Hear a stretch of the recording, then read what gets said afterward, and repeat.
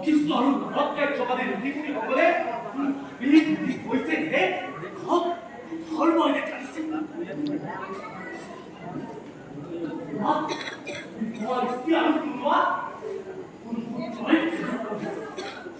আৰু এইবোৰে কৈ সমগ্ৰ লোকে এনেবোৰ দুৰ্গক ধৰিব পাৰিলে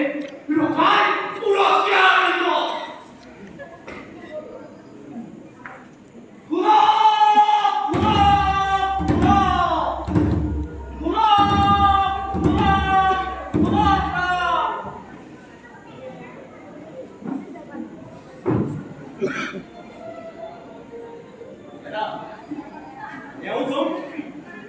অৰ্থাৎ শিয়ালৰ দৰে চতুৰ বিপদৰ আগজাননী দিব পাৰে সেই ওলাইছে আৰু সেই বিপৰীত বৰ্ণৰ মানুহৰ এজন যদি মই হওঁ তেন্তে মোক তুমি ধৰে কি সেই পুৰস্কাৰটো মানে এই নিমিত্ত পুৰস্কাৰৰ প্ৰতি ইমান উন্মাদ নহয়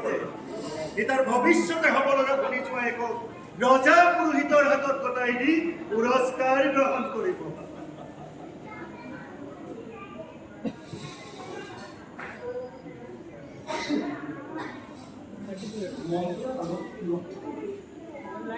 কিন্তু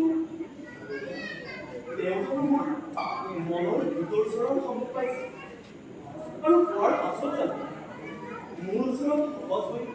প্ৰকৃত সহঘটনি হ'ব পাৰিম। গতানুগতিক চিন্তা আৰু নানান সামাজিক সংস্কাৰৰ লগত আগৰ দিব লোৱা বৈশ্যগুণৰ